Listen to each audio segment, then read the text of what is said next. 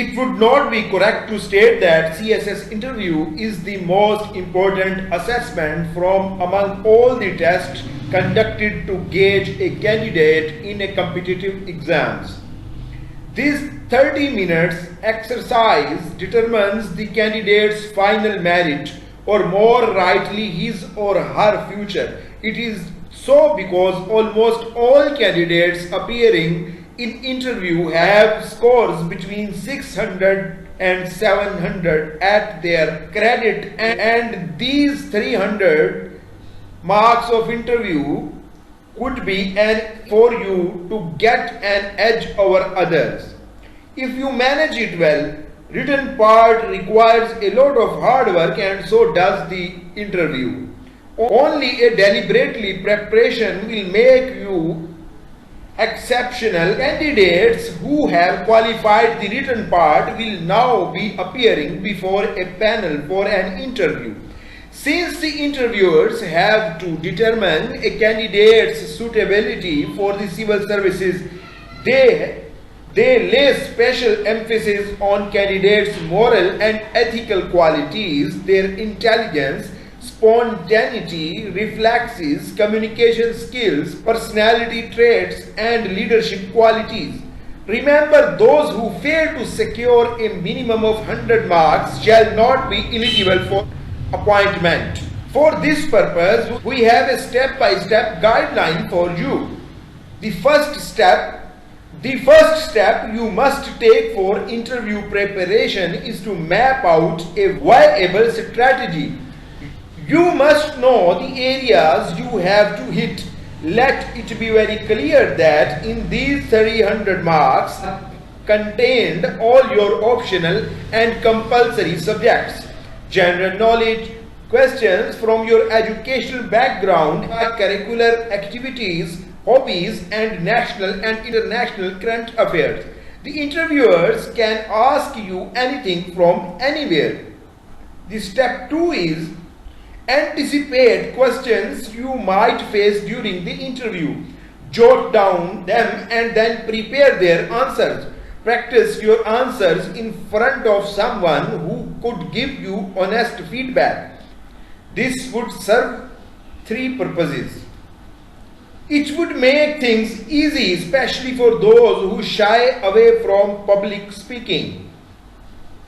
It would enhance your communication skills. You would be able to generate a good discussion on these questions if asked on that day. Ask your friend to give you a real account of your performance. Interview preparation is inextricably linked with newspapers. Waste no time and read the dawn newspapers daily to get yourself equipped with the knowledge of every significant national and international issue, so as to present a deep analysis. If asked, do keep a notebook with you to note anything important you come across. You can also take a cutting of that very piece for an essay reading later. Step 5 is to keep a notepad with you at all times to note any question that may arise in your mind. As you prepare your questions, start recording your voice in a device. Read out your answers so that you yourself listen to your answers. You are the best judge of yourself, so evaluate yourself with extreme honesty. Do the drill again and again. If you are not fluent in communication, within a week time you would be able to mark a clear difference between your first recording and the last one. Once you begin to feel confident enough to go for the interview, give mock interviews. This would boost your confidence and would give you a fair idea of what to expect. This step is particularly important for shy and nervous candidates. 2 or 3 mock interviews would definitely boost up your confidence. Besides questions related to your academic background, extracurricular and hobbies, etc., the most expected questions for a general interview are from current affairs. They can also questions related to your preference or career. Here are some tips for the day of interview. On the most important day of your life, your mind must be absolutely clear. So have a good whole night's sleep, because being awake the whole night can adversely affect your performance. It is a famous saying that the first impression is the last impression. So wear a professional business suit, but do avoid flashiness and wearing too much. Girls should also be neatly dressed. There should not be too much jewelry or excessive makeup. Do remember the dress should make you feel comfortable.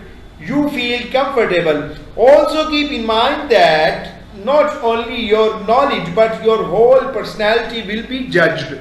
Before leaving for the interview venue, go through the newspapers, especially the headlines. Newspapers are also available in the interview room. Most of the times they asked you a question on the news headlines of that day. Do enter the interview room by greeting all once, not one by one. Do keep your reflexes sharp and speak with conviction. Do keep your reflexes sharp and speak with effluent. Do excuse if you do not know the answer. Do be confident. Do let the member finish the question before you answer it. This would also give you a crucial 2 to 3 seconds to decide the answer in your mind. Never move towards the seat before the member's gesture. Never move towards the seat before the member's gestures you towards it. Do not try to be overly smart. Do not pretend that you know more than the board does. This might prove embarrassing for you. Do not be overconfident and never lie. Do not be overconfident and never lie. In previous years, debates have been made to speak extempore, so be careful with the information you furnish about yourself. At the end, when the interview is over, the panelists would most probably wish you luck. Say a word of thanks to them and leave respectfully. There is no requirement to shake hands. It's a formal day and should be treated as such.